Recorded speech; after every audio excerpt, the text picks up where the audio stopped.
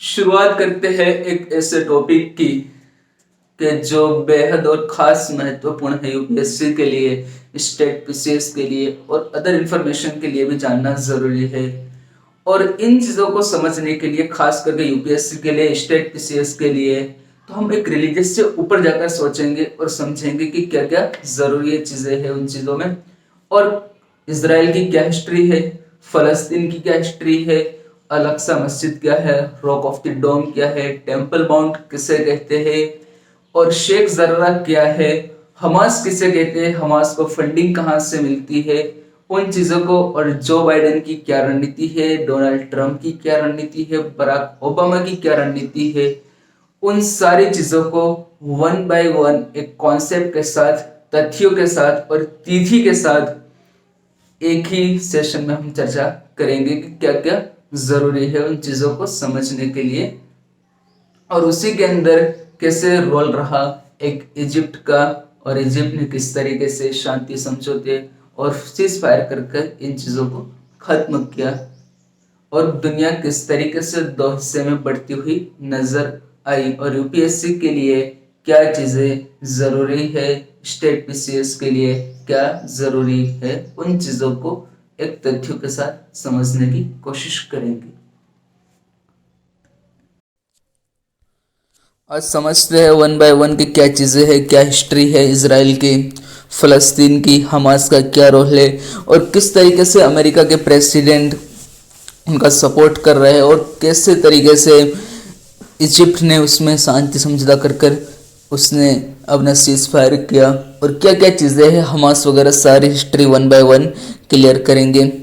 तो यहाँ शुरुआत होती है सबसे पहले जेरूसलेम शहर से, कि जेरूसलेम शहर में 35 एकड़ का एक कंपाउंड, यानी कि एक बड़ा 35 एकड़ का एक प्लॉट टाइप है, उसी के अंदर अल-अक्सा मस्जिद है, उसी के अंदर रॉक ऑफ द डोम है, उसी के अंदर वेस्टर्न वॉल है, और उसी को 4 भागों में डिवाइड किया हुआ है।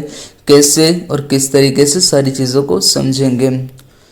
और जो 35 एकड़ का यानी कि जो हिस्सा है अल-अक्सा मस्जिद और उसके करीब का, उसको यहूदी पुकारते हैं हर हबाइत का मतलब होता है, हिब्रू भाषा का एक शब्द है और उसका अंग्रेजी संस्करण होता है टेम्पल माउंट, और इसी परिसर को मुस्लिम बुलाते हैं हरम अल शरीफ, यानी कि एक ही जगह के दो अलग अलग नाम। के समझो कि कोई एक पर्टिकुलर प्लेस है और इसी के दो नाम कैसे हो सकते हैं, लेकिन यहाँ दो नाम है, क्या चीज़ें हैं सारी, और इन्हीं को अलग अलग नामों से पुकारा जाते हैं।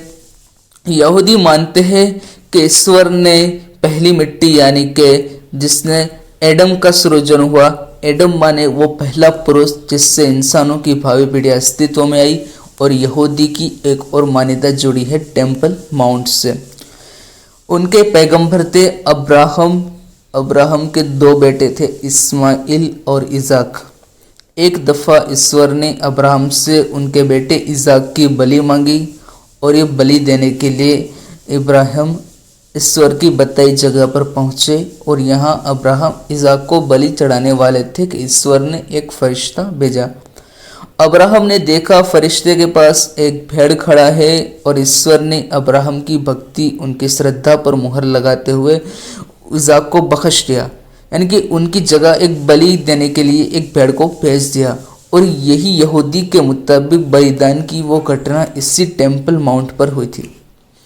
इसीलिए इजराइल के राजा किंग सोलोमन ने करीब 1000 ईसा पूर्व में यहाँ एक भव्य मंदिर बनवाया, और यहूदी उसे कहते हैं फर्स्ट टेम्पल। आगे चलकर बेबीलोनियन सभ्यता के लोगों ने इस मंदिर को नष्ट कर दिया, और तकरीबन 5% बाद 516 ईसा पूर्व में यहूदियों ने दोबारा इसी जगह पर एक और मंदिर बनाया, और जो दूसरा मंदिर कहलाया वो सेकंड टेम्पल।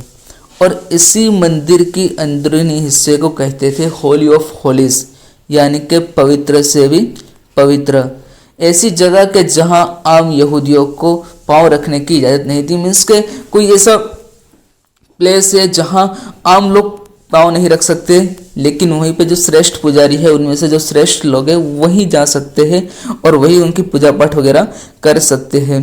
और ये सेकंड टेम्पल करीब 600 साल तक वजूद में रहा, और सन 70 में रोमन्स ने इसे तोड़ दिया, और इस मंदिर की एक दीवार आज भी मौजूद है, इसे कहते हैं वेस्टर्न वॉल।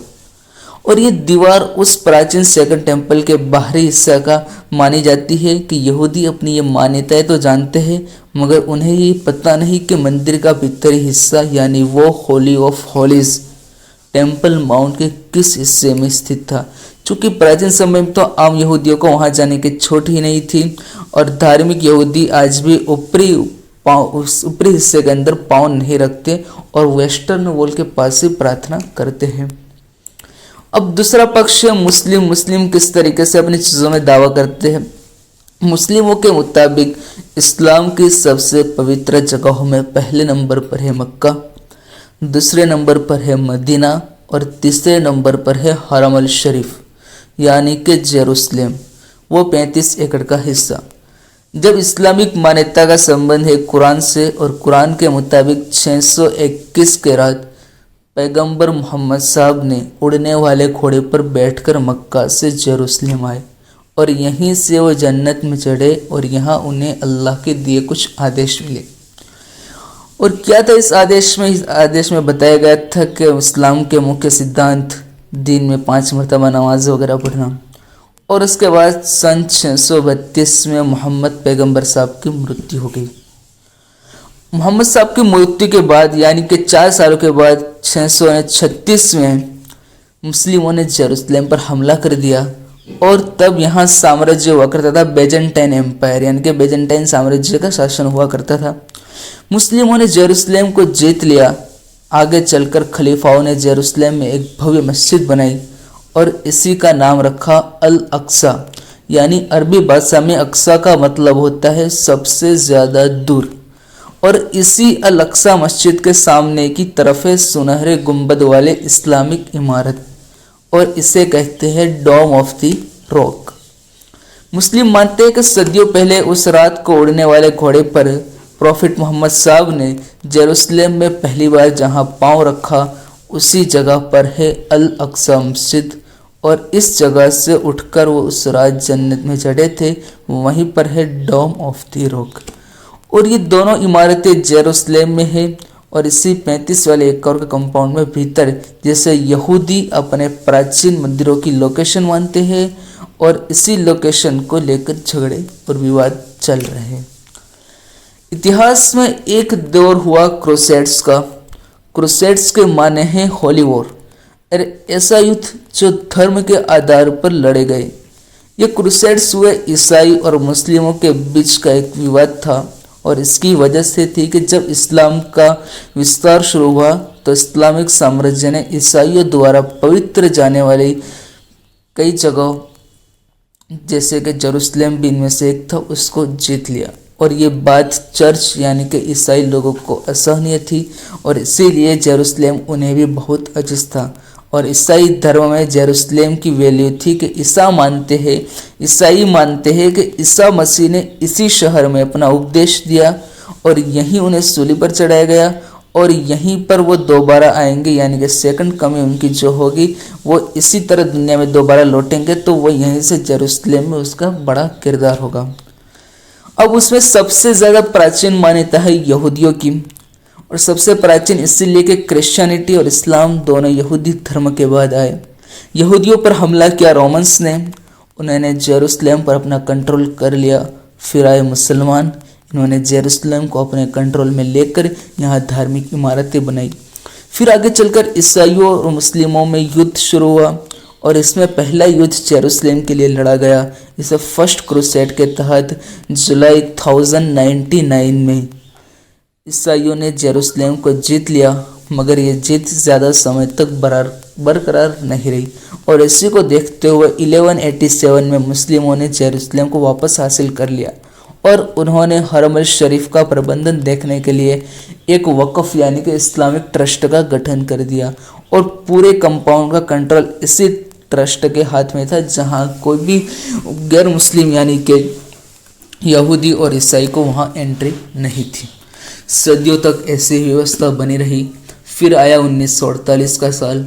इस वर्ष गठन हुआ इसराइल का और उसी ज़मीन पर जहां फ़लस्तीनियों का देश था, फ़लस्तीन और इज़राइल दोनों के अपने अपने दावे थे। फ़लस्तीन का कहना था कि हमारे देश में दूसरा देश कैसे बनेगा, और उनकी मांग थी कि अगर कहीं और बनाया जाए, मगर यहूदी उसके लिए राज़ी नहीं थे। उनका कहना था कि वो कहीं और क्यों जाएं, ये ज़मीन तो उनके पुरखों की है, यानी कि उनके सदियों पुरानी ये ज़मीन खरीदी हुई है और इसी ज़मीन से बेदखल किया हुआ है और इन्हें अपनी ज़मीन वापस चाहिए। यहूदियों की इस दावेदारी का आधार ये है कि उनके अंदर एक इज़राइल मीन्स का एक धर्म ग्रंथ है, और धर्म ग्रंथ का नाम है हिब्रू बाइबल, जिसे वो फॉलो करते हैं। और इस बाइबल का पहला हिस्सा कहलाता है book of genesis. Book of genesis और इसी का पहला भाग है coined between God and Ibrahim, यानी कि ईश्वर और अब्राहम के बीच हुआ करार। और ऐसा करार कि यहूदियों के मुताबिक उसके पूर्वज अब्राहम पहले मेसोपोटामिया में रहा करते थे। ईश्वर के आदेश के बाद वो अपना घर बार छोड़कर नई जगह पहुँचे, और ये जगह पश्चिमी एशिया में थी। तब इसे कहते हैं लैंड ऑफ कैनान। और यहूदी मान्यता के अनुसार इस जगह के लिए खुद ईश्वर ने अब्राहम को अपनी जुबान दी थी। कहा था कि अब्राहम की संतान यहीं पर एक नया देश बसाएगी। और इसी तरीके से हमने आगे भी आपको अब्राहम और इज़ाक की कहानी बताई, और इसी के अंदर इज़ाक के बेटे का नाम था जेकब। इन्हीं जेकब का नाम था इज़राइल, यानी कि जेकब उर्फे इज़राइल। और जेकब उर्फे इज़राइल के 12 बेटे हुए, वो कहलाए 12 tribes of Israel.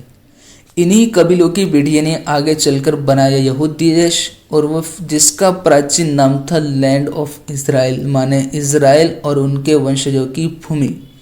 Modern Israel की दावेदारी भी इसी प्राचीन मान्यता पर आधारित थी। इज़राइल जेरूसलेम को अपनी राजधानी बनाना चाहता था, क्योंकि उसकी पवित्रतम जगह उसका टेम्पल माउंट यही है। मगर जेरूसलेम और टेम्पल माउंट पर अधिकार मिलना इतनी साधारण बात नहीं थी। यहूदी की तरह दुनिया भर के मुसलमानों की आस्था जुड़ी थी। इससे मुसलमान पहले ही इज़राइल के गठन का विरोध कर रहे थे। इस समय जेरूसलेम और टेम्पल माउंट का कंट्रोल अगर इज़राइल को मिल जाता तो भयंकर खून खराबा हो जाता। साथ ही में मुस्लिमों के यह प्रतिपक्षवाद भी होता। सवाल उठता कि एक समुदाय की धार्मिक मान्यता को दूसरे समुदाय की आस्था के ऊपर कैसे रखा गया। इसीलिए संयुक्त राष्ट्र यूएन की देखरेख में दुनिया के बड़े देशों ने एक मसौदा बनाया, और इसे कहते हैं पार्टीशन रिजोल्यूशन। और इसमें प्रस्ताव दिया गया कि फ़लस्तीन के 2 भागों में बांट दिया जाए, एक हिस्सा यहूदियों का और दूसरा फ़लस्तीनियों का।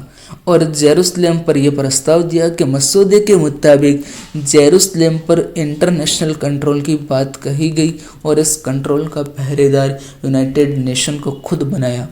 इज़राइल मसौदे पर राजी था, मगर अरब मुल्कों ने इसे खारिज कर दिया, और दोनों पक्षों के बीच एक संघर्ष हुआ। और इस संघर्ष का नाम 1967 सिक्स डे वॉर, और इस युद्ध में इज़राइल की जीत हुई। और इसके साथ ही टेम्पल माउंट के कंट्रोल में भी एक बड़ा बदलाव हुआ। एशिया के पश्चिमी छोर पर एक छोटा सा देश है फ़लस्तीन। फ़लस्तीन की हिस्ट्री जान लेते हैं। जानकारों के मुताबिक फ़लस्तीन को अपना नाम मिला है फ़लस्तिया से, यानी कि फ़लस्तिया 5 शहरों का एक साझा ग्रुप था। इन शहरों के नाम थे गाज़ा, एस्केलोन, एशडोड, गाथ और एक्रोन। इस तरीके अभी जो एस्केलोन है, एशडोड, गाथ और एक्रोन जैसे जो वहाँ के नाम है, वो अभी देखा जाए तो इज़राइल के कंट्रोल में है, और गाज़ा ये फ़लस्तीन के कंट्रोल में है। फ़लस्तिया पर कंट्रोल था फ़िलिस्तीन्स नाम के लोगों का, और ये तकरीबन 3000 साल पहले की बात माना जाता है कि 12वीं सदी ईसा पूर्व में ये लोग लेवांत आकर रहने लगे। लेवांत माने वो इलाका जहाँ मौजूदा इज़राइल, लेबनान और सीरिया का क्षेत्र है। फ़िलिस्तीन्स शायद शरणार्थी थे जो नए घर की तलाश में यहाँ आए थे। प्राचीन सोर्सेज ने कुछ जगहों पर फ़िलिस्तीन्स के साथ युद्ध का जिक्र है। उनमें से एक युद्ध इजिप्ट के राजा से हुआ, और इसके अलावा कुछ और संघर्ष का भी उल्लेख मिलता है। डेविड वर्सेस गोलायत, इस मुहावरे का मूल भी ऐसे ही एक संघर्ष है। ये कहानी है ओल्ड टेस्टामेंट में। उसके मुताबिक एक दफ़ा फिलिस्तीन्स और इजरायलियों के बीच युद्ध हुआ। इसमें फिलिस्तीन्स की सेना का नेतृत्व कर रहा था गोलायत, और खूब लंबा चौड़ा और बलशाली। उधर इजरायली की सेना का लीडर था डेविड नाम का एक आदमी। डेविड ने एक गुलेल की मदद से बलशाली गोलायत को मार दिया। मान्यता कि आगे चलकर यही डेविड बने किंग ऑफ इजराइल। आधुनिक इजराइल का गठन इससे पहले जहां फिलिस्तीन देश था, उस भूभाग पर कई समूहों का शासन रहा। इसमें Assyrians, Babylonians, Persians, Greek, Romans, अरब और इजिप्शियन का शामिल रहा। और इसी के बाद 16वीं सदी के शुरुआत में ये इलाका ओटोमन एम्पायर के कंट्रोल में आया, यानी कि 1570 से लेकर 1970 तक ओटोमन एम्पायर का ही हाथ में रहा। पहले विश्व युद्ध में ओटोमन की हार के बाद अंग्रेजों को फिलिस्तीन पर शासन का अधिकार दे दिया गया। पहले विश्व युद्ध के दौरान 1970 में ब्रिटेन ने जारी किया एक स्टेटमेंट, इसे कहते हैं बेलफोर डिक्लेरेशन। इसमें अंग्रेजों ने वादा किया कि वो फलस्तीन में जूइश नेशनल होम के गठन का सपोर्ट करेगा। और फर्स्ट वर्ल्ड वॉर खत्म होने के बाद 1922 में मित्र देशों ने फिलिस्तीनी भूभाग पर यहूदी देश की स्थापना के ब्रिटिश वायदे को अपनी मंजूरी दे दी, और इसके बाद बड़ी संख्या में यहूदी इमिग्रेंट्स फिलिस्तीन आने लगे। यहूदियों को फिलिस्तीन आने यहाँ अरबों ज़मीन खरीदने की शुरुआत कर दी, और शुरुआत 20वीं सदी में हुई। इससे पहले भी हो रहा था, मगर छोटे पैमाने पर। इसकी वजह यह थी कि फ़लस्तीन की ज़मीन पर यहूदी राष्ट्र बनाने की हलचल। 1799 में नेपोलियन ने फ़लस्तीन के बतौर होमलैंड यहूदियों को देने का प्रस्ताव दिया था, और इसके बाद 1882 में फ़लस्तीन के भीतर एक बड़ा यहूदी इलाका बसा, और इसका नाम था रेशोन लेज़ियोन। इसके बाद से ही यहूदी फ़िलिस्तीनी भूभाग पर अपना देश बनाने के लिए समर्थन जुटाने लगे, और फ़लस्तीन इसका विरोध करने लगा। और फ़लस्तीन और यहूदियों के बीच पहला जो फर्स्ट वॉर हुआ वो 1929 में हुआ, और इसी वक्त तक बड़ी संख्या में यहूदी पलायन करके फ़लस्तीन आने लगे थे। और इसी के चलते फ़लस्तीनी विरोध ने भी जोर पकड़ा, और बड़े स्तर पर प्रोटेस्ट शुरू हो गए। जेरूसलेम में करीब 30 किलोमीटर तक हेब्रोन नाम का एक शहर है, और अफवाह फैली कि यहूदी जेरूसलेम स्थित टेम्पल माउंट पर कब्जा करने की तैयारी कर रहे हैं। और इस अफवाह के चलते 1 अगस्त 1929 में हेब्रोन शहर के भीतर यहूदियों को कत्ल कर दिया। और इस तरह हिंसा का तनाव और भी बढ़ता रहा, और 1935 में ब्रिटेन द्वारा गठित पील कमीशन ने फ़लस्तीन के बंटवारे की अनुशंसा कर दी, और इसी के विरोध में फ़लस्तीन के भीतर 6 महीने लंबी हड़ताल हुई। और फ़लस्तीनी विरोध के बावजूद 1947 में संयुक्त राष्ट्र ने प्रस्ताव पारित किया, और रिजोल्यूशन नंबर 181 में फ़लस्तीन के बंटवारे का प्रस्ताव था, और फ़लस्तीन ने उसे ठुकरा दिया। फ़लस्तीन का प्रतिरोध दबाने के लिए यहूदी संगठनों ने एक तरफ से हिंसा भी की गई। इनमें से एक संगठन था इरगुन, वो फ़लस्तीनियों पर हमले करता था। ब्रिटिश फोर्स ने भी उसका निशाना बनाया था, और 1946 में बम फोड़ा था इरगुन के जेरूसलेम स्थित किंग डेविड होटल में बम फोड़ा था, और इसी के अंदर कई सारे लोगों की जान भी गई। और इजराइल के आधिकारिक गठन के 1 महीने पहले अप्रैल 1948 में इरगुन ने डेर यासिन नाम करके शहर में हमला किया। इजराइल और फ़लस्तीन का इतिहास ऐसी हिंसाओं से भरा हुआ है। हिंसा इजराइल के गठन से पहले ही जारी है, और इजराइल के बनने के बाद हिंसा में कमी नहीं आई, फिर भी और भी उग्र होता गया। और इसी का एक चैप्टर हमास से जुड़ा हुआ है।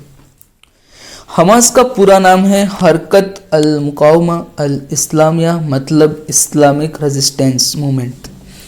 रेजिस्टेंस का मतलब होता है प्रतिरोध, माने कि फाइट बैक करना। इसका गठन क्या था? शेख अहमद यासीन नाम कर एक फ़लस्तीनी मौलाना थे। वो इजिप्ट के मुस्लिम ब्रदरहुड की फ़लस्तीनी ब्रांच का हिस्सा थे। हमास के गठन की टाइमिंग बहुत अहम है। इसका गठन हुआ दिसंबर 1987 में और इसी साल फिर शुरू हुआ इंतिफादा। इंतिफादा एक अरबी भाषा का एक शब्द है और इसका अर्थ होता है जग छोड़ना यानी कि हिला देना। फ़लस्तीन में शुरू हुए इंतिफादा मूवमेंट का मकसद था कि इज़राइल से आज़ादी हासिल करना और इंतिफादा का लक्ष्य वेस्ट बैंक और गाज़ा और पूर्वी जेरूसलम को इज़राइली कब्जे से मुक्त करवाना। 1987 का यह मूवमेंट कहलाता है फर्स्ट इंतिफादा। उससे भड़कने की तात्कालिक वजह बनी गाज़ा चेक पोस्ट पर हुई एक घटना और यहाँ फ़लस्तीनियों का एक ग्रुप प्रदर्शन कर रहा था। इजरायली सैनिकों ने उन पर गोली चलाई, उसमें 4 फ़लस्तीनी मारे गए और इसके बाद पूरे फ़लस्तीन में प्रदर्शन शुरू हो गया। और इस वक्त तक फ़लस्तीनी ज़्यादातर बिना हथियारों के ही लड़के थे और उनके पास ज़्यादातर सामान था पत्थरबाजी वगैरह करना। और इसी बैकग्राउंड में हमास का गठन 1988 में अपना चार्टर जारी किया और इसने अपना मकसद बताया कि उसके 2 प्रमुख लक्ष्य हैं। एक है इज़राइल का विनाश और दूसरा है फ़लस्तीन के ऐतिहासिक भूभाग में इस्लामिक सोसाइटी की स्थापना करना। और अंतर्राष्ट्रीय पक्षों ने इज़राइल और फ़लस्तीन के बीच विवाद सुलझाने की काफ़ी कोशिशें की, लेकिन बहुत बातचीत के बाद 1993 के साल में हुआ ओस्लो एग्रीमेंट। इसमें 2 बड़ी चीज़ें थी। एक तो ये था कि फ़लस्तीनी नेतृत्व की ओर से इज़राइल को मान्यता दे दी गई और दूसरा गाज़ा और वेस्ट बैंक में स्वशासन के लिए फ़लस्तीनियों की अंतरिम सरकार पर समझौता। और इस समझौते पर इज़राइल की ओर से दस्तखत किया प्रधानमंत्री यित्ज़ाक रबीन ने और फ़लस्तीनी पक्ष की तरफ से साइन किया यासिर अराफात ने। अराफात PLO यानी कि फ़लस्तीनी लिबरेशन ऑर्गेनाइजेशन के लीडर थे और फ़लस्तीन की आज़ादी से जुड़ा एक प्रमुख संगठन था। एक समय था कि जब PLO यानी कि फ़लस्तीनी लिबरेशन ऑर्गेनाइजेशन ने के भूभाग को आज़ाद करवाने की मांग करता था और बंटवारे को खारिज करता था, मगर 1988 में यानी इज़राइल के गठन के ठीक 4 दशक बाद PLO समझ गया कि इतना आसान नहीं है इज़राइल को हंसाना और इसी को फंसाना और निकालना इतना आसान नहीं है, लेकिन उसी के अंदर एक बंटवारा होता है और उसी को डील की जाती है ओस्लो एकॉर्ड्स। PLO द्वारा किए गए समझौते पर फ़लस्तीनी सहमत तो नहीं थे, लेकिन कई लोग अपने अधिकार छोड़े जाने का विरोध कर रहे थे, उन्हें बंटवारा मंजूर नहीं था। इन्हीं में से एक था वो हमास। वो तो ओस्लो एकॉर्ड्स के लिए हो रही वार्ता का भी विरोधी था और इसी बैकग्राउंड में ओस्लो समझौते पर हस्ताक्षर होने के 5 महीने पहले अप्रैल 1993 में हमास ने वो किया जो आगे चलकर उसकी पहचान बनने वाली थी। उसने किया इज़राइल के खिलाफ अपना सुसाइड अटैक, यानी कि हमास के फिदाइन अटैक की ये प्रेरणा हिजबुल्लाह से मिली और 1983 में हिजबुल्लाह ने लेबनान में फिदाइन अटैक शुरू किए। वो इसी मेथड को अपनी उपलब्धि बताता था। 1993 के अपने पहले सुसाइड अटैक के बाद से हमास फ़लस्तीनी रेजिस्टेंस का सबसे बड़ा चेहरा बन गया और 1994 में ओस्लो एकॉर्ड्स के मुताबिक गाज़ा और वेस्ट बैंक के एडमिनिस्ट्रेशन के लिए PA यानी कि फ़लस्तीन अथॉरिटी का गठन हुआ। इसके बाद भी हमास ने आत्मघाती हमले जारी रखे।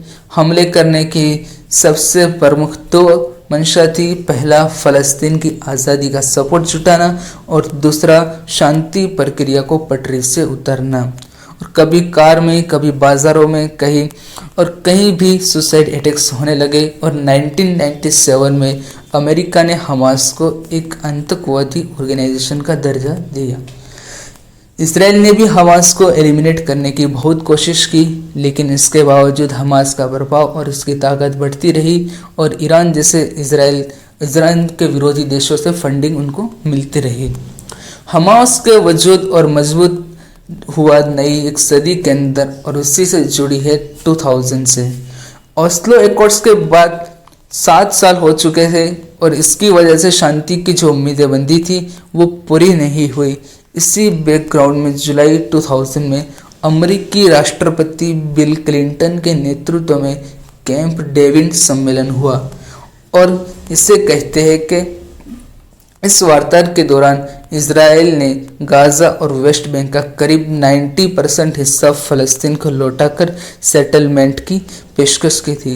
साथ ही जेरूसलम पर भी कुछ कंसेशन देने के लिए राजी हुए थे, मगर अराफात ने यह ऑफर ठुकरा दिया। इसके चलते वार्ता नाकाम रही। इजराइल और अमेरिका ने इसका दोष दिया और फ़लस्तीनी राष्ट्रपति यासिर अराफात को। कई जानकार कहते हैं कि मामला इतना सिंपल नहीं।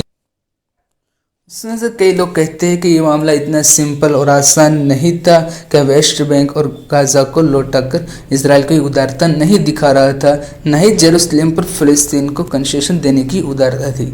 1967 के युद्ध में इजराइल ने ईस्ट जेरूसलम पर कब्जा कर लिया और वेस्ट जेरूसलम पहले ही उसके कंट्रोल में था।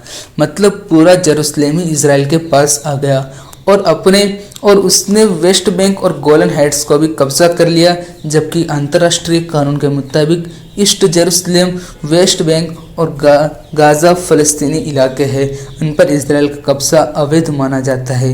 ऊपर से इजराइल ने जेरूसलम के जिन 3 गांवों को लौटाने का वादा किया था, इससे भी वो मुकर गया और ऐसे में कैंप डेविड वार्ता की नाकामी का ठिकरा अराफात पर नहीं छोड़ा जा सकता। कैंप डेविड की नाकामी से यूं ही माहौल खराब था और इससे में सितंबर 2000 में एक और बड़ी घटना हुई। इजराइल के पूर्व प्रधानमंत्री एरियल शेरोन जेरूसलम स्थित टेम्पल माउंट पहुंचे। उनका मकसद था इस विवादित परिसर पर इजराइल के दावे का प्रदर्शन। इस घटना से फिर आग भड़क गई। फिलिस्तीनियों ने कहा कि इजराइल इस परिसर पर कब्जा करने की प्लानिंग कर रहा है और इसी घटना के बाद शुरू हुआ सेकंड इंतिफादा। और इस बार ये मूवमेंट पहले से ही कई ज़्यादा हिंसक था और सेकंड इंतिफादा का लीडर था हमास। उसने जमकर सुसाइड धमाके और बम ब्लास्ट किए। इजराइल ने भी हिंसा की। दोनों की पक्षों ने एक दूसरे के नागरिक आबादी को जमकर निशाना बनाया और इसी सेकंड इंतिफादा शुरू होने के कुछ महीनों बाद अप्रैल 2001 में हमास ने इजराइल पर पहला रॉकेट अटैक किया। साल 2004 में यासिर अराफात का निधन हो गया और इसी की वजह पीए का चेहरा यानी कि फ़लस्तीन अथॉरिटी का चेहरा बने हैं महमूद अब्बास। उनके पास ना तो अराफात जैसा सपोर्ट था, ना उनके ज़्यादा स्वीकार्यता थी। इसके चलते हमास का कद और बढ़ा और इसकी मिसाल देखी 2006 में। इस बरस फ़लस्तीन अथॉरिटी की सीटों के लिए चुनाव हुए, उसमें हमास को बहुमत मिल गया और इस जीत का मतलब था कि वेस्ट बैंक और गाजा दोनों के एडमिनिस्ट्रेशन में हमास का दबदबा होगा। इसी के बाद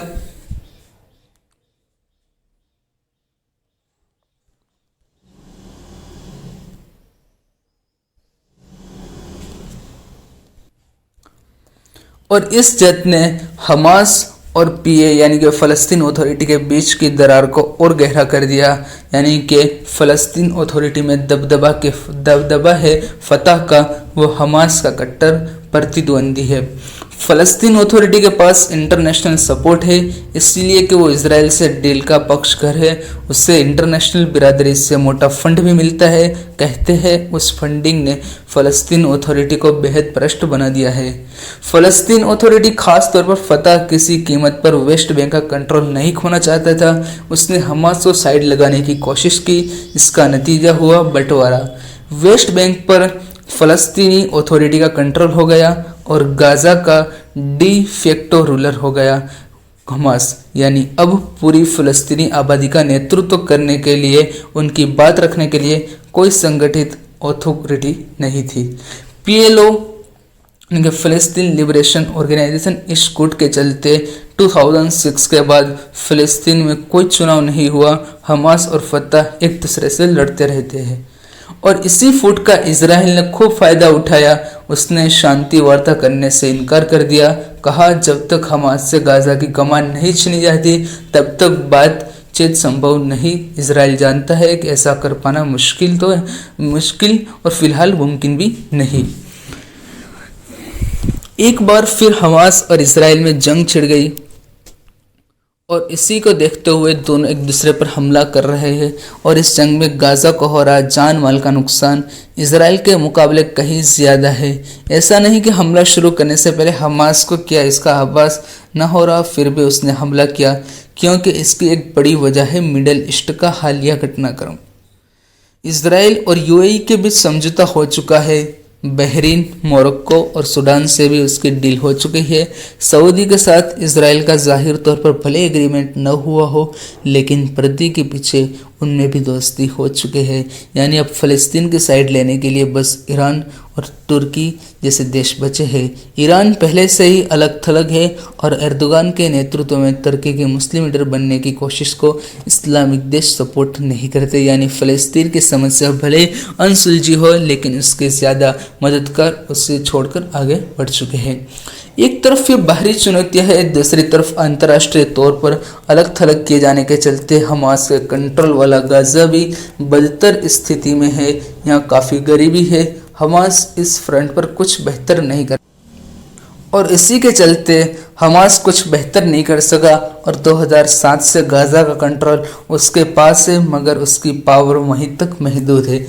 पूरी फ़लस्तीनी आबादी का प्रतिनिधि कहलाने के लिए उससे वेस्ट बैंक का भी कंट्रोल चाहिए, लेकिन उससे ये कंट्रोल मिल नहीं पा रहा है और यहाँ फ़लस्तीन अथॉरिटी और इजराइल दोनों साथ मिलकर उसे कुचलने में लगे रहते हैं। और इस बरस अप्रैल में यहाँ चुनाव होने थे। हमास को उम्मीद थी कि शायद चुनाव में जीतकर उसके लिए कोई राह बने। उसकी वजह यह है कि फ़लस्तीन अथॉरिटी इतना बेअसर और भ्रष्ट है कि आम फ़लस्तीनी में उसके लिए सपोर्ट बहुत कम है, मगर फ़लस्तीनी अथॉरिटी ने वो चुनाव होने नहीं दिया। ऐसे में जेरूसलम में भड़का ताज़ा विवाद हमास के लिए भी मौका लेकर आया।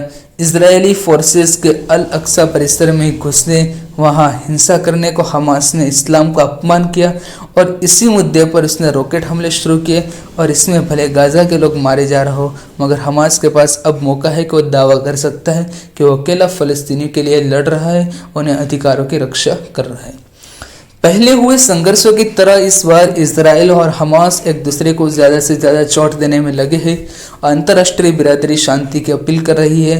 पहले की घटनाओं से अंदाज़ा लगाए तो यह होगा कि इंटरनेशनल कम्युनिटी सीज़ फायर करवाने की कोशिश करेगी। सीज़ फायर शायद हो भी जाएगा। इजराइल कहेगा कि उससे हमास का मूत्र सबक सिखाया, हमास कहेगा उसने भी इजराइल के दांत खट्टे किए। दोनों पक्ष खुद को विजेता बताएंगे, लड़ाई रुक जाएगी, छिटपुट हिंसा जारी रहेगी और फिर हर रोज़ फिर किसी न किसी वजह से हिंसा दोबारा शुरू हो जाएगी। हमास के विरोधी और समर्थक दोनों हैं। विरोधी कहते हैं कि वो आतंकवादी है, वो इसराइल के नाम नागरिकों को निशाना बनाना है और स्कूल तक को नहीं बख्शता। उसने इजरायली सिविलियंस को किडनैप करके उनकी हत्याएं भी की है। उनकी हिंसा से फ़िलिस्तीनियों का भी कोई भला नहीं होता। गाज़ा की आबादी भीषण गरीबी में रहती है। उनका जीवन स्तर सुधारने के लिए हमास के पास फंड नहीं, मगर हथियार खरीदने, रॉकेट और मिसाइल जमा करने के लिए उसके पास खूब पैसा है। हमास द्वारा स्कूलों और मस्जिदों में हथियार छुपाने और स्टोर करने की भी खूब मजम्मत होती है। विरोधी कहते हैं कि हमास की हिंसा फ़लस्तीन का केस कमज़ोर करती है। ताज़ा हिंसा पर अमेरिका की ओर से भी यही बयान आया है और वहाँ सेक्रेटरी ऑफ द स्टेट है एंटनी ब्लिंकन। उसने सवाल पूछा गया कि हिंसा में ज़्यादा तो फ़लस्तीनी मर रहे हैं। इस पर ब्लिंकन ने कहा कि हमास टेररिस्ट संगठन है, उसकी और इजराइल की हिंसा में अंतर है। हमास हमला कर रहा है और इजराइल इस हमले में अपनी रक्षा कर रहा है। लेकिन हमास के समर्थक इन तर्कों को गलत बताते हैं। उनका कहना है कि इजराइल ने फ़लस्तीनी इलाकों पर कब्जा किया। इतने दशकों बाद भी अंतर्राष्ट्रीय संस्थाएं वो कब्जा खाली नहीं करवा सकी, वो फ़लस्तीन को उसका अधिकार नहीं दिलवा सकी, बल्कि इजराइल खुलेआम कब्जे वाले इलाकों में अपने सेटलमेंट बढ़ा रहा और उसने समय समय पर फ़लस्तीनी आबादी के साथ उनसे हिंसा भी की। समर्थकों के मुताबिक हमास की तरफ इजराइल ने भी फ़लस्तीन के आम लोगों को निशाना बनाया है और शांति प्रक्रिया को टकराने से हर मुमकिन कोशिश की और फ़लस्तीनी शरणार्थियों को न्याय तक नहीं दिया। ऐसे में इजराइल कैसे निर्दोष हुआ? अब बात आती है 2008 और 2009 में। इसराइल फ़लस्तीन के बीच हुई हिंसा पर यूएन मानवाधिकार काउंसिल ने एक जांच गठित की थी। उसने दोनों पक्षों पर लगे युद्ध अपराधों को इन्वेस्टिगेट किया। पाया गया कि दोनों ही पक्षों ने ज्यादतियां की। अभी फरवरी 2021 में इंटरनेशनल क्रिमिनल कोर्ट ने कहा कि फ़लस्तीनी इलाकों में हुए कथित युद्ध अपराधों की जांच का अधिकार है। इसे इसराइल को यहूदी विरोधी ठहराया। उसने आईसीसी के फैसले मानने से इनकार कर दिया। इसराइल के आलोचक कहते हैं कि वो अपनी ताकत के दम पर मनमानी करता है, अंतर्राष्ट्रीय कानूनों का उल्लंघन करता है। ऐसे में इसराइल का निर्दोष कहना जायज़ नहीं। इसराइल और फ़लस्तीन का इतिहास ब्लैक एंड वाइट नहीं है। इसमें कोई भी पक्ष निर्दोष नहीं है। लड़ाई शुरू हुए करीब एक सदी हो गई, लेकिन हिंसा और बर्बादी के अलावा कुछ हाथ नहीं आया। इंटरनेशनल बिरादरी भी विवाद सुलझाने में नाकाम रही। इतिहास का सबक यह है कि मसला हथियारों से हल नहीं होगा। हिंसा के जवाब में प्रति हिंसा होती रहेगी। इसराइल और फ़लस्तीन पहले भी कई बार समझौते का मौका मिस कर चुके हैं। कभी एक पक्ष ने रोड अटकाया, कभी दूसरे पक्ष ने प्रस्ताव खारिज कर दिया। अमेरिका को अफगानिस्तान ने निकालना था तो उससे तालिबान को बराबरी में बिठाकर वार्ता की, उसके साथ डील किया। इस डील के चक्कर में उसने अफगानिस्तान की चुनी हुई सरकार को सेकेंडरी पावर बना दिया। अगर फ़लस्तीन का हल निकालना है तो हमास को भी वार्ता की मेज पर लाना होगा। कुछ जानकार कहते हैं कि इसराइल गाज़ा को आर्थिक राहत दे तो शायद हमास से डील हो सकती है। वैसे भी हमास के साथ फंडिंग की समस्या रही। ईरान उसका सपोर्टर रहा, हथियार और पैसा दोनों का आपूर्ति करता रहा है ईरान, मगर दोनों के बीच असहमतियाँ भी होती रही है। मसलन जब ईरान ने सीरिया में असद सरकार को सपोर्ट किया, तब हमास और ईरान के बीच दूरी आ गई थी। ईरान ने उसकी फंडिंग रोक दी थी। ईरान ने हमास की जगह इस्लामिक जिहाद नाम करके फ़लस्तीनी चरमपंथी गुट को सपोर्ट करने लगा था। मई 2070 में हमास ने एक डॉक्यूमेंट जारी किया था। उसमें समझौते के संकेत दिए थे कि 1967 से पहले की फ़लस्तीनी सीमा को स्वीकार करने का भी संकेत दिया था। यानी हमास ने खुद को थोड़ा टोन डाउन किया था। एक्सपर्ट्स कहते हैं कि इसराइल समेत बाकी देशों का इसी देश पर आगे बढ़ना चाहिए। इसराइल को चाहिए कि वो फ़लस्तीनी इसका खाली कर अवैध यहूदी सेटलमेंट्स पर अपने पांव पीछे रखे और ये दिखाना बंद करे कि वो अंतर्राष्ट्रीय कानूनों और जवाबदेहियों से ऊपर है। बदले में फ़लस्तीन को भी हिंसा रोकने की गारंटी देनी होगी। और टेम्पल माउंट उर्फ हरम अल शरीफ का परिसर का प्रबंधन वक्फ बोर्ड के हाथ में था। 1948 में इसराइल के गठन के बाद भी उनका कंट्रोल बना रहा। यहाँ गैर मुस्लिमों के प्रवेश की अनुमति नहीं थी, मगर 1967 के युद्ध में इसराइल ने फ़लस्तीनी कंट्रोल के कई इलाकों पर कब्जा कर लिया और इसी के अधिकृत हिस्से में टेम्पल माउंट भी था। इसराइल ने इस इलाके को जीत तो लिया, मगर उसने पवित्र परिसर के कंट्रोल में बदलाव नहीं किया। उस समय इसराइल के रक्षा मंत्री थे मोशे डायन। उन्होंने टेम्पल माउंट को लेकर मुस्लिम नेताओं से वार्ता की। दोनों पक्षों के बीच एक समझौता हुआ। इसके मुताबिक टेम्पल माउंट के प्रबंधन का अधिकार जॉर्डन को दे दिया गया और वो उसका कस्टोडियन बन गया। इस समझौते में एक बड़ा बदलाव यह हुआ कि जब यहूदियों ने भी इस परिसर में प्रवेश की अनुमति मिल गई, लेकिन केवल पर्यटक के तौर पर, तो कंपाउंड में आ तो सकते थे, मगर वहाँ पूजा पाठ वगैरह नहीं कर सकते थे। और इस समझौता सबको स्वीकार तो नहीं था। दोनों पक्ष एक तरफ से नाखुश और नाराज थे और वहीं यहूदी कहते थे कि टेम्पल माउंट में प्रार्थना का अधिकार मिले। और इसी कट्टरपंथ का एक नतीजा सामने आया 1982 में। इस बरस एलन गुडमैन नाम का एक इजरायली सैनिक पवित्र परिसर में स्थित डोम ऑफ द रॉक में घुस गया। उसने मशीन गन से फायरिंग शुरू कर दी और इसी वारदात में 2 लोग मारे गए। इस घटना के बाद यहूदियों और मुस्लिमों के बीच भी तनाव बढ़ता और होता है कि जब यहूदी परिसर के पास आते तो उन पर कुछ आसानी बर्ताव किया जाता है। यहाँ से रबर ब्लेड्स वगैरह चलाई जाती है, यहीं से पत्थर वगैरह भी फेंके जाते और इसी पर टेम्पल माउंट का अपना दावा मजबूत करने की जिद भी बढ़ती गई। और इसी दावे को एक मशहूर 2000 साल में हुआ और इसी बरस इसराइल के पूर्व रक्षा मंत्री एरियल शेरन खूब भारी भरकम और सुरक्षा के बीच टेम्पल माउंट से उनका मकसद था कि इसराइल का अधिकार स्थापित करना। इस प्रकरण के चलते खूब फसाद हुआ। इसराइल में खूब दंगा हुआ। आगे के परसों भी टेम्पल माउंट के इर्द गिर्द तनाव बना रहा और संघर्ष एक दूसरे के सामने चलता रहा। इनमें से एक बड़ा पॉइंट आया 2014 के आखिर में हुआ। एक यहूदी कट्टरपंथी था कि यहूदियों के उस धड़े का हिस्सा जो टेम्पल माउंट पर इजरायली कंट्रोल की मांग करता है, उस फिलिस्तीनी ने गोली मारकर उसकी हत्या करने की कोशिश की। हत्या की कोशिश तो नाकाम रही, मगर वो फिलिस्तीनी इजरायली फोर्सेस के हाथों मारा गया। उस पर फिलिस्तीनी उबल पड़े। दोनों पक्षों के बीच हिंसक झड़पें शुरू हो गई और तनाव के चलते इसराइल ने कुछ समय के लिए मुस्लिमों के टेम्पल माउंट में घुसने पर पाबंदी लगा दी और फिलिस्तीनी लीडरशिप ने इसे जंग का ऐलान माना। इसके बाद से ही फिलिस्तीनी इस परिसर को लेकर बेहद संशयित रहते और उनको लगता है कि इजराइल इस पर कब्जा करने की तैयारी कर रहा है। और यहूदी कट्टरपंथी भी इसी आशंका का दावा करते रहे। कि अब आप पूछेंगे कि सारा इतिहास क्या है, और फिर इसी को देखते हुए और इसी के अंदर जेरूसलेम शहर का पूर्वी हिस्सा यानी कि ईस्ट जेरूसलेम, ये फ़लस्तीनी बसाहट का एक एरिया है और यहाँ इलाका है एक शेख जर्रा। करीब 2 सदी पुरानी बात है तब जब फ़लस्तीन पर ओटोमन एम्पायर का अधिकार था और उसी समय से कुछ यहूदी संगठन फ़लस्तीनी में ज़मीन खरीदने लगे थे। और इसी कड़ी में 1876 के साल 2 यहूदी ट्रस्ट ने कुछ अरब जमींदारों से शेख जर्रा में ज़मीनें खरीदी। और 1948 में जब इजराइल का गठन हुआ तब युद्ध छिड़ा और इसमें जॉर्डन ने ईस्ट जेरूसलेम पर कब्जा कर लिया। और इस दौर में जॉर्डन ने यह कहा कि सारे मकान बनाए और ये मकान उन फ़लस्तीनी शरणार्थियों के लिए है कि जो इजराइल के गठन के बाद उसके इलाकों से भागकर ईस्ट जेरूसलेम में आए थे। फिर 1967 के युद्ध में इजराइल ने ईस्ट जेरूसलेम पर कब्जा कर लिया और अब शेख जर्रा के वो शरणार्थियों वाले घर की ओनरशिप फिर से यहूदी ट्रस्ट को सौंप दी गई। उन ट्रस्टों ने ज़मीन यहूदी सेल्टर्स को बेच दी। उन सेल्टर्स ने यह फिलिस्तीनी के घर खाली करने को कहा और इस पर काफ़ी विवाद हुआ।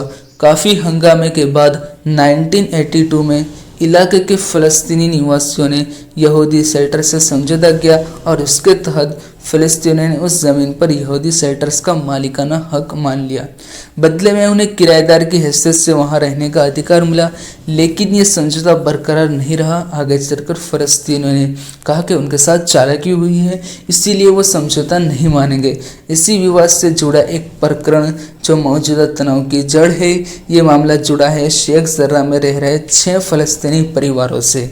यहूदी सेल्टर्स पुराने समझौता का हवाला देकर उनका घर खाली करवाना चाहते थे, मगर इन परिवारों ने कहा कि प्रॉपर्टी क्यों खाली करें जब जमीन पुश्तैनी तौर पर उनकी है। तो इस दावे का समर्थन ओटोमन काल के भी कुछ भूमि दस्तावेज ले आए और मामला पहुंचा कोर्ट में। यहाँ यहूदियों ने कहा कि ये ज़मीन तो प्राचीन काल से ही यहूदियों की है, इस पर यहूदियों का सनातन अधिकार है। कोर्ट ने इसी केस के अंदर यहूदी सेल्टर्स को दावे को माना और फ़लस्तीनी परिवारों से घर खाली करने को कहा गया।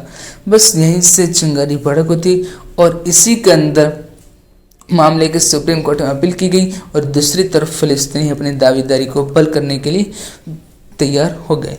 और इसी झगड़े का एक 1967 के युद्ध में एक जीत के बाद से ही इस इलाके में इजरायली सेल्टर्स की संख्या बढ़ने लगी थी। इजरायली कहते थे कि इलाका एक प्राचीन यहूदी पुजारी के मकबरे के पास बसा था, माने ये उनके लिए पवित्र है, उनका इलाका है। इजरायलियों ने यहाँ रहने वाले फ़लस्तीनियों को अतिक्रमणकारी कहना शुरू कर दिया और यहूदियों द्वारा पेश किए गए इस नैरेटिव के चलते ईस्ट जेरूसलेम का इलाका दोनों पक्षों के आपसी तनाव का एक बड़ा केंद्र बना। और फ़लस्तीनियों का आरोप है कि यहूदी जेरूसलेम शहर के पुराने हिस्से पर कब्जा करने में लगे हैं, इसीलिए अरबों को जबरन अपनी ज़मीन से बेदखल किया जा रहा है, उनके नस्ली सफाई की कोशिश की जा रही है।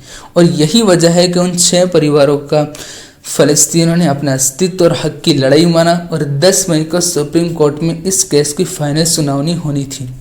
इससे पहले दोनों पक्षों की और बढ़ गई यहूदी कट्टरपंथी अरब मुर्दाबाद के नारे लगाते हुए जेरूसलम के फ़लस्तीनी आबादी वाले इलाकों में रैलियां निकालने लगे और उन्होंने फ़लस्तीनी घरों और दुकानों को भी नुकसान पहुंचाया और जवाब में फ़लस्तीनी भी पीछे नहीं रहे। पिछले करीब एक हफ्ते से सैकड़ों फ़लस्तीनी हर रात शेख जरा में जमा होते और वहीं सड़कों पर इफ्तार वगैरह करते और इसी दौरान इजरायली फोर्सेस के साथ उनकी झड़पें भी होती रही। इजरायली फोर्सेस ने कभी बल प्रयोग के लिए प्रोटेस्टर को खदेड़ा तो कभी उन पर स्कंक वाटर की बिछोर की। और यह स्कंक वाटर ये चीज़ है कि एक लिक्विड होता है जो पानी बेकिंग पाउडर के साथ मिलाकर बनाया जाता है और इतना बदबूदार होता है कि अगर चमड़ी पर पड़े तो कई दिनों तक बदबू नहीं जाती। और इस संघर्ष पीक पर पहुंचा 10 मई को। इस रोज़ इजराइल के लोग जेरूसलम डे मनाते हैं और 1967 के युद्ध में जेरूसलम पर इजरायली कब्जे के उपलक्ष्य में मनाया जाता है। उस मौके पर इजरायली शहर के अलग अलग हिस्सों में रैलियां निकालते हैं। फ़लस्तीनियों की आशंका थी कि कहीं यहूदी टेम्पल माउंट में घुसने की कोशिश न करें और इसी आशंका के मद्देनज़र फ़लस्तीनी प्रोटेस्टर कई 10 मई की सुबह से ही अल-अक्सा मस्जिद में मौजूद थे। सुबह के तकरीबन 8 बजे की बात है।